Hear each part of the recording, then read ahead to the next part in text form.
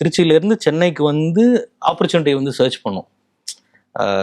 திருச்சியில் இங்கே வந்து every weekend Saturday Sunday Monday school leave போட்டு நானும் எங்கள் அப்பாவும் வந்து சர்ச் பண்ணுவோம் ஆப்பர்ச்சுனிட்டிக்கு. ஏவிஎம் ஸ்டுடியோஸ்க்குலாம் போவோம். வாட்ச்மேன் துரத்திட்டு வருவார், இங்கெல்லாம் வரக்கூடாது நாட் அலோடுமாரு. விஜயா வாயினி ஸ்டுடியோஸ்க்கு போவோம். அதுலலாம் அப்படியே ஆப்போசிட்டில் இப்படி எல்லாம் எங்கெங்கெல்லாம் ஷூட்டிங் லைட்டு வச்சுட்டு ஹெச்எம் அந்த ஒரு பெரிய லைட் இருக்கும் அப்போல்லாம், ஹெச்எம்ஐன்னு சொல்லுவாங்க அது.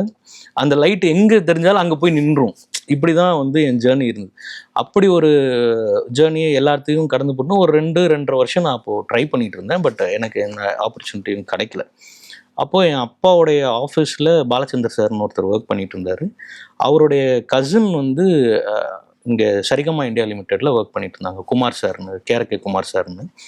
அவர் வந்து இந்த மாதிரி ஒரு மைடியர் புகம்னு ஒரு சீரியல் ஸ்டார்ட் பண்ண போகிறாங்க, அதுக்கு கேஸ்ட்டுக்கு பசங்களை பார்த்துட்ருக்காங்க, நீங்கள் ஒரு பையனை சொல்லியிருந்தீங்களா, அந்த பையனை வந்து அனுப்ப முடியுமா அப்படின்னு சொன்னாங்க. அது மூலமாக அங்கேருந்து சென்னைக்கு மறுபடியும் அவர் சொன்னதுக்கப்புறம் சென்னைக்கு வந்து அப்புறம் ஆடிஷன் வச்சாங்க.